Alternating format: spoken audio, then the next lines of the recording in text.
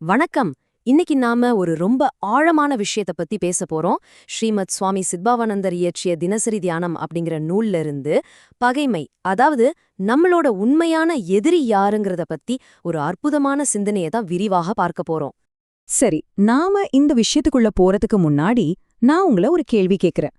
உங்க வாழ்க்கையில உங்களோட உண்மையான எதிரி யாருன்னு நினைக்கிறீங்க? டக்குன்னு ஒரு பதில சொல்லாதீங்க. ஒரு நிமிஷம் சும்மா யோசிச்சு பாருங்க. ஓகே, யோசிச்சீங்களா? வாங்க, இப்போ இந்த பகைங்கிற உணர்ச்சி இருக்கு இல்லையா, அது எங்கிருந்து தான் வருது, அதோட ஆணிவேர் எங்க இருக்குன்னு கொஞ்சம் ஆழமா பார்க்கலாம். இது நம்ம எல்லாருக்குமே தெரிஞ்ச ஒரு விஷயம்தான். ஏன்னா வாழ்க்கையில எப்பவாவது ஒரு தடவையாவது நாம இதை அனுபவிச்சிருப்போம் இல்லையா? சுவாமி சித்பவானந்தர் அவரோட தியானத்தையே இப்படி ஒரு வேண்டுதலோட தான் ஆரம்பிக்கிறாரு. பாருங்க, இது சும்மா ஒரு சாதாரண வேண்டுகோள் இல்ல. பகைமைங்கிறது ஒரு பெரிய பாவம், ஒரு பாதகம்னு சொல்றாரு. அதை விட முக்கியமா அது வெளியில எங்கேயும் இல்ல, நம்ம மனசுக்குள்ளதான் இருக்கு. அதே அங்கிருந்து வேரோட புடுங்கி எரியணும்னு எவ்ளோ ஆழமா கேக்குறாரு பாருங்க. அப்ப அந்த பகை மனசுக்குள்ளதான் இருக்குன்னா நம்ம உண்மையான எதிரி யாரு? இப்போதான் நாம இந்த தியானத்தோட முக்கியமான கட்டத்துக்கு வர்றோம்.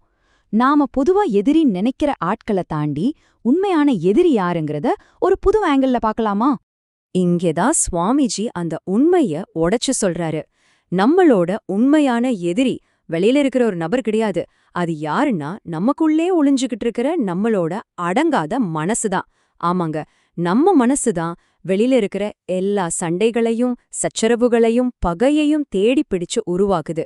சோ இந்த ரெண்டுக்கும் இருக்கிற வித்தியாசத்தை நாம கரெக்டா புரிஞ்சுக்கணும். வெளியில நாம பாக்குற எதிரி, அதாவது புறப்பகைன்னு சொல்றது, ஒரு நோயோட அறிகுறி மாதிரி தான். அதாவது ஒரு சிம்டம். ஆனா அந்த நோயோட உண்மையான காரணம், அதோட ரூட் காஸ், அதுதான் அகப்பகை, நம்மளோட கண்ட்ரோல் இல்லாத மனசு. நம்ம சிம்டம்ஸ்க்கு ட்ரீட்மெண்ட் கொடுக்கறத விட்டுட்டு அந்த நோயோட மூல காரணத்தை சரி செஞ்சாதான் உண்மையான தீர்வு கிடைக்கும் இல்லையா? இந்த விஷயம் ஏதோ சுவாமிஜி மட்டும் இன்னைக்கு புதுசா சொல்றதில்ல. பல 100 வருஷங்களா நம்மளோட ஞானிகளும் சான்றோர்களும் இதையே தான் திரும்ப திரும்ப சொல்லிக்கிட்டு இருந்திருக்காங்க. வாங்க, அவங்க என்ன சொல்றாங்கன்னு பாப்போம்.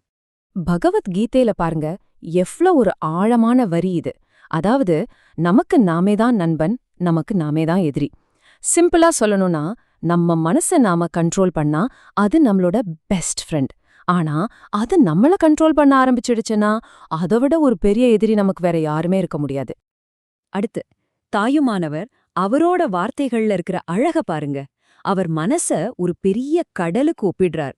சித்தமெனும் பௌவத்திரை கடலில் வாழ்துரும்பாய் நித்தமும் அலையாத அருளில் நிற்கும் நாள் என்னாளோ அப்படின்னு கேக்குறாரு.